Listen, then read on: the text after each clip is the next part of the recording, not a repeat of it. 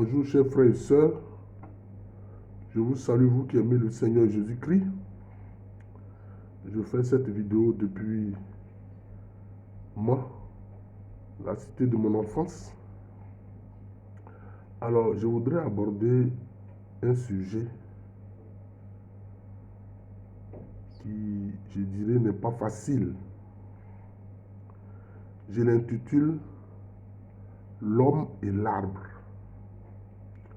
L'homme et l'arbre.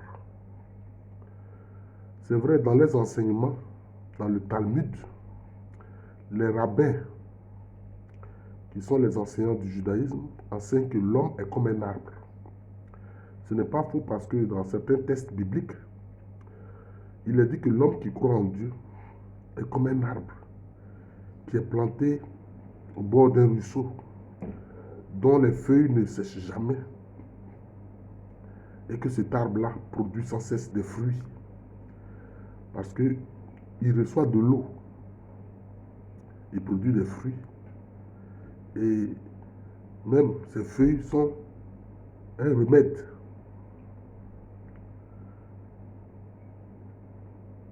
C'est exact, mais il faut comprendre que le point de départ de tout cela, c'est ce qu'on voit dans le livre de la Genèse, c'est-à-dire l'arbre de vie, excusez-moi, et puis l'arbre de la connaissance du bien et du mal.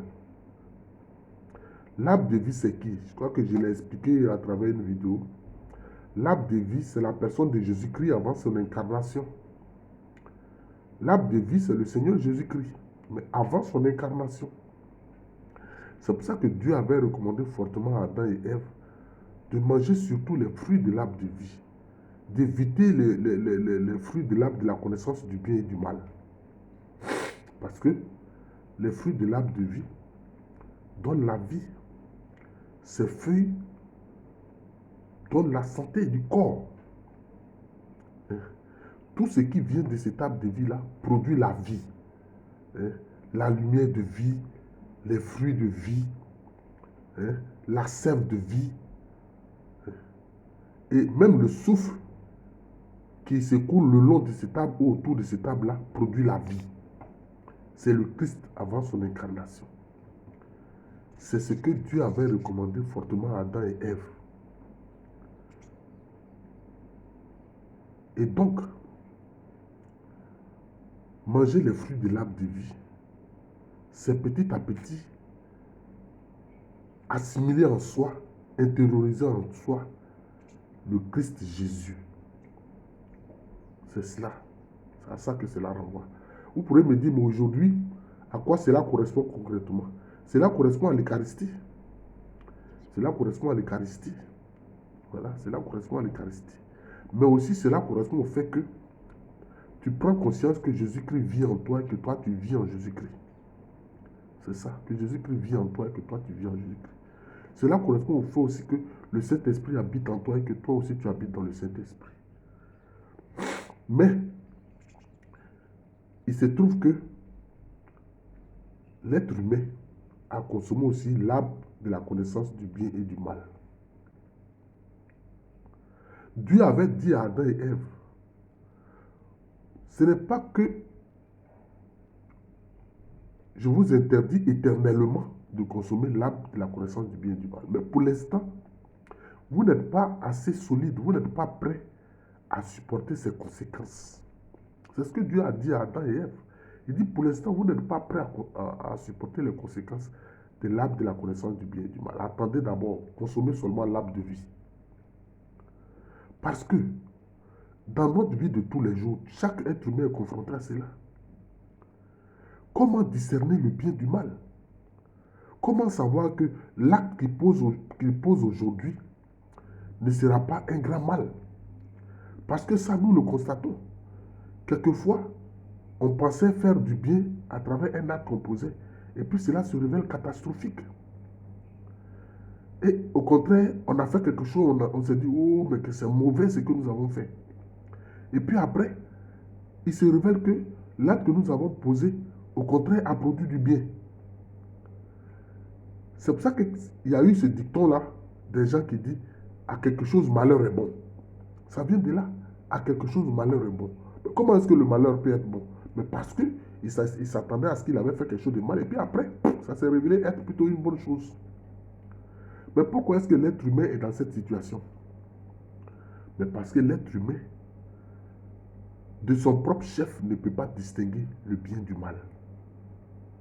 Ah oui, je reprends, je répète.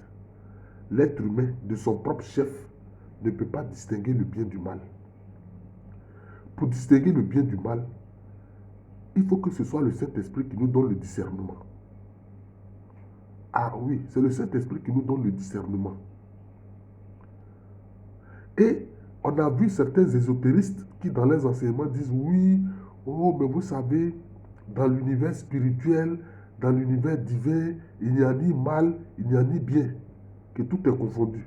Je suis désolé. Si Dieu a dit qu'il y a l'arbre de la connaissance du bien et du mal, c'est que le mal existe. C'est que le mal existe, c'est tout. C'est que le mal existe. Parce que, qu'est-ce qui pousse ces menteurs-là à dire des choses comme ça? Parce que chaque créature a ses capacités que Dieu lui donne. Je prends un exemple banal. Les cafards se nourrissent de quoi? Les cafards se nourrissent d'excréments. Les cafards se nourrissent d'excréments et ils s'en portent très bien. Mais est-ce qu'un homme peut se nourrir d'excréments? Non. Cela va causer sa mort. Vous voyez? C'est cela.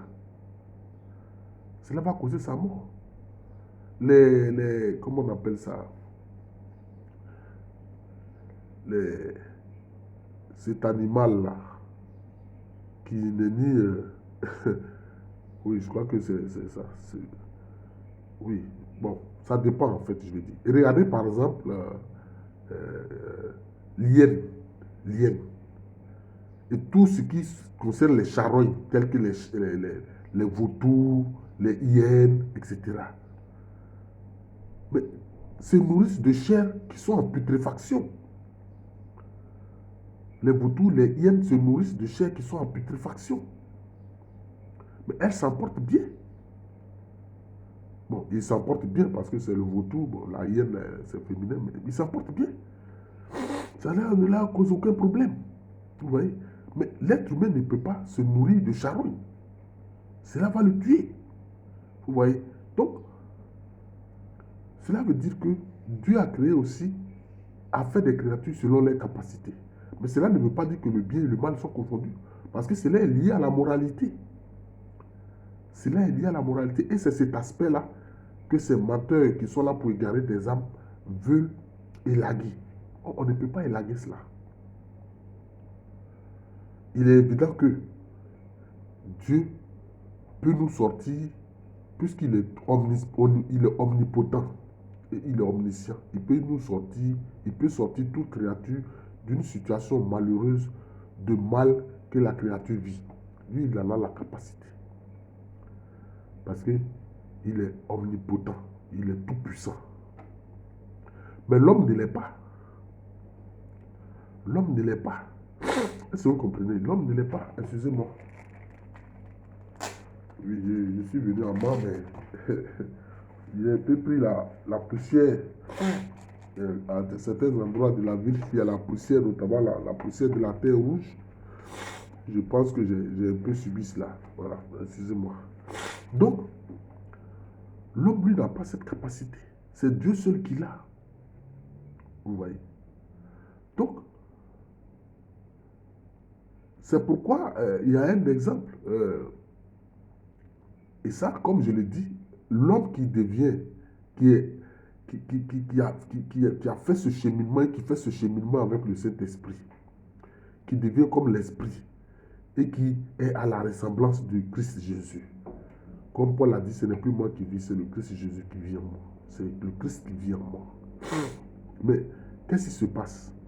On a vu le cas d'une guérison. Mais ce qu'on appelle les miracles, c'est lié aussi à la connaissance du bien et du mal. Parce que les miracles sont des choses qui vont au-delà de la nature. Ça va au-delà de la nature. C'est-à-dire que c'est comme si ça ne correspond plus aux lois naturelles auxquelles nous sommes habitués. Hein? Il est dit par exemple qu'il y a une jeune fille, une Italienne, qui, qui, qui, qui, qui est née sans pupille. Or, sans la pupille, on ne peut pas voir. La pupille, c'est l'élément noir qui est au centre de l'œil. C'est la pupille qui permet de voir. Ce n'est ni le blanc de l'œil, ni l'iris. Mais c'est ce qui est au centre, là, la pupille. Là. C'est ça qui permet de voir. Elle est née sans pupille. Donc, elle est née aveugle.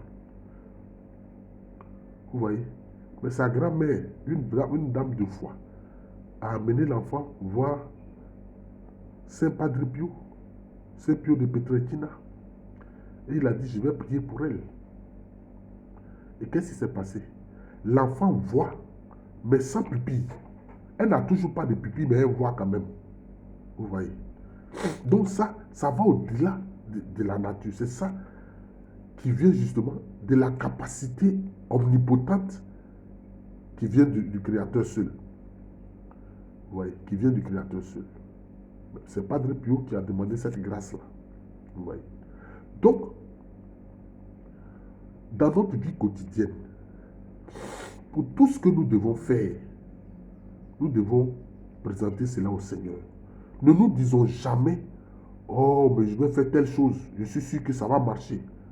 Ma soeur, mon frère, tu n'en sais rien. Tu dis ça va marcher là, tu n'en sais rien. Ça peut se révéler catastrophique.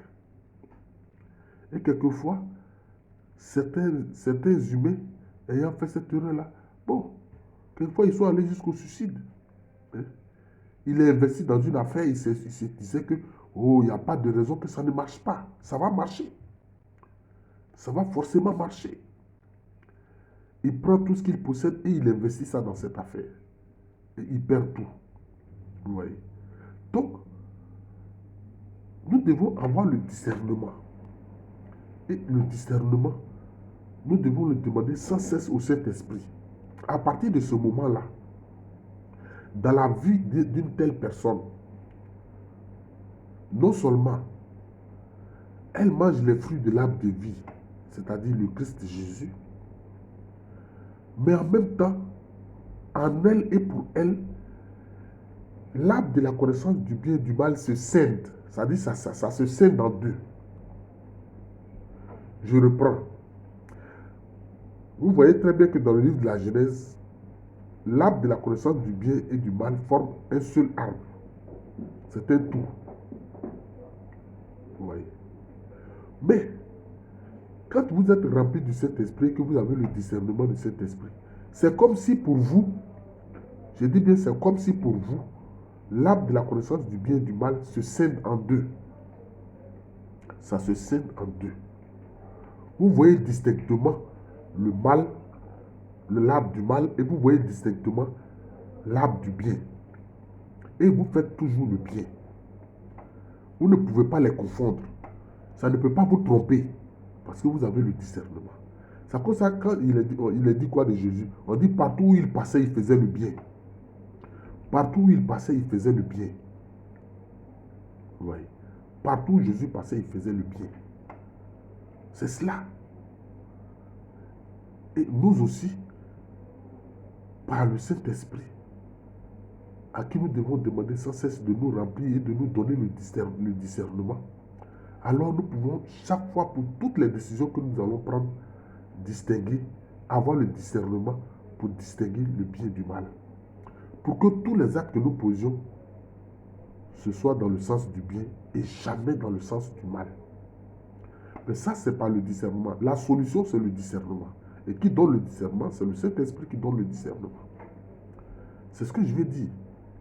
Alors pour vous, l'arbre de la connaissance du bien et du mal ne pose plus de problème parce qu'il est scindé. Voilà, vous distinguez bien le mal, vous distinguez bien le bien. Et puis maintenant, vous agissez toujours dans le bien. Mais avec quelle base? Avec l'arbre de la connaissance, avec l'arbre de vie. La base, c'est l'arbre de vie, c'est-à-dire le Christ Jésus. Oui, c'est cela. La base, c'est l'arbre de vie, c'est-à-dire la personne de Jésus-Christ. Et vous avez le discernement du Saint-Esprit. toujours pour agir dans le sens du bien. Voilà. Alors, quelqu'un pourrait dire, mais est-ce que cela veut dire qu'alors que tu ne fais plus de péché? Il faut comprendre une chose. Quelquefois, je vois certains qui se moquent de nous, les catholiques, pour dire, ouh, ceux-là, ils sont là toujours à s'accuser. Je confesse à Dieu Tout-Puissant, je reconnais devant mes frères que j'ai péché en pensée, en parole, par action et par omission. Oui, j'ai vraiment péché, mais bien sûr. Pourquoi? Parce que nous ne devons pas oublier le principe. C'est un principe de nous savoir pécheurs devant la gloire de Dieu. C'est un principe. C'est un principe. Puisque dans ce monde, nous sommes en fait dans l'arbre de la connaissance du bien et du mal. Oui, oui, sur la terre, là, nous sommes dans l'arbre de la connaissance du bien et du mal. Mais celui qui vit en Christ et en Christ vit, et en qui Christ vit. Mais celui qui est habité par le Saint-Esprit et en qui le Saint-Esprit habite, et à qui le Saint-Esprit donne le discernement, comme je l'ai expliqué, il voit distinctement le bien et le mal. Et à ce propos, il ne se trompe pas. Mais le principe, c'est de savoir que nous sommes pécheurs et que nous sommes dans un monde où le péché règne. Nous sommes dans un monde où le mal règne. Parce que sans Dieu, nous ne pouvons rien faire. Sans le Saint-Esprit, nous ne pouvons rien faire. C'est ça. Et sans le Saint-Esprit, tout ce que nous allons faire est mauvais. Donc c'est un principe, puisque sur terre, nous sommes dans l'arbre de la connaissance du bien et du mal, de nous savoir pécheurs. C'est un principe d'abord, de nous savoir pécheurs. De nous savoir pécheurs. Et qu'est-ce que cela permet? Cela permet d'être couvert du manteau de l'humilité. Ah oui, être couvert du manteau de l'humilité. Parce que il y a des frères et sœurs à qui le Seigneur a donné de grandes grâces pour accomplir des miracles qui sont ils sont de véritables thaumaturges. Dans l'histoire de l'Église, il y a eu ce qu'on a appelé les thaumaturges. Ils faisaient de grands miracles. Vous voyez. Étienne, le premier martyr de l'Église, était un thaumaturge. Il faisait de grands miracles. Mais quand quelqu'un, dans ce jour et dans ce monde d'incrédulité, fait de grands miracles, qu'est-ce qui te menace? C'est l'orgueil. Tu es alors sous la menace de l'orgueil. Oui. Parce que tu risques de penser que cela vient de tes propres capacités. Non. Aucun de nous n'a de capacité. Rien. Aucun de nous n'a de mérite. Rien. Alors, tu restes guidé par l'humilité. Voilà. Ce savoir pécheur est un acte d'humilité. Parce que devant la gloire de Dieu, personne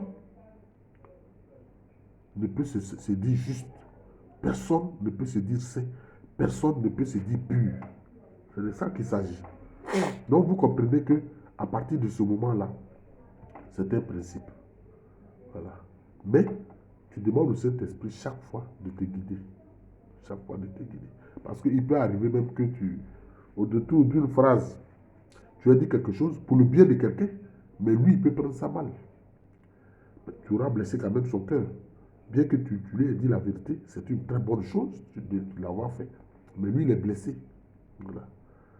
Or, il faut consoler ceux qui sont blessés. Il faut consoler ceux qui sont blessés. Je vous remercie. Je suis le frère Jean de l'amour de Jésus et c'est le nom de cette chaîne YouTube de moi. Voilà. Regardez ces vidéos. Ce sont des vidéos d'enseignement. Voilà. Partagez-les. Partagez-les. Parce que, comme je l'ai dit, ces deux arbres qu'on voit dans ce qu'on appelle l'Éden sont encore à la base de notre vie spirituelle sur terre. C'est à la base de notre vie spirituelle sur terre. En résumé, et pour conclure, Jésus-Christ, c'est lui l'arbre de vie. Nous devons nous nourrir de sa parole. Nous devons nous nourrir de son corps et de son sang à travers l'Eucharistie. Deuxième chose, Quand il a fait l'ascension, il nous a promis le Saint-Esprit. Le Saint-Esprit est là, sur terre. Le Saint-Esprit, il est là sur terre. Il agit là sur terre. La prière permanente, c'est de demander à être rempli du Saint-Esprit. Ça, c'est une prière permanente. Elle est permanente. Voilà. C'est une prière permanente. Demander à être rempli du Saint-Esprit. Et alors, demander au Saint-Esprit de nous donner ce discernement-là, le discernement divin. Oui, j'appelle ça le discernement divin. Pour savoir chaque fois où est le bien, où est le mal. Parce que le diable aussi utilise le mal qu'il dissimule sous un voile de bien. Ah oui, c'est cela. Sous un voile de bien. Pour tromper les gens. Donc, il est important alors de demander au Saint-Esprit, non seulement de nous remplir, mais de nous donner le discernement. C'est ce qu'on a appelé le discernement des esprits. C'est important. Alors, si on a le discernement, pour nous, l'arbre de la connaissance du bien et du mal ne sont pas confondus, mais ils sont bien séparés. Voilà. Ils deviennent comme deux arbres distincts. Et alors, nous œuvrons toujours pour le bien. Et partout où nous passons, en tout ce que nous faisons, en tout ce que nous disons, en tout ce que nous pensons, c'est le bien. Voilà. Pour imiter notre Seigneur, notre Maître, notre Sauveur, notre Rédempteur Jésus-Christ, qui partout où il passait, faisait le bien. Voilà. Je vous souhaite un bon week-end. Désolé que ce rhume qui vient de la poussière que j'ai eu à prendre ici à Mans, une ville où j'ai passé 2 années de ma vie d'enfance. Voilà. Et je suis très heureux d'être à Mans. Et donc, je vous souhaite encore, comme je l'ai dit là, non seulement un bon week-end, mais une très bonne journée. Et que le Saint-Esprit nous donne le discernement pour toujours agir dans le sens du bien. Merci encore. Et comme je l'ai dit, je suis le frère Jean de l'amour de Jésus. Ça, c'est mon nom spirituel. Mais à l'état civil, je suis le professeur Allo Kwabere. Merci encore et bonne journée à tous.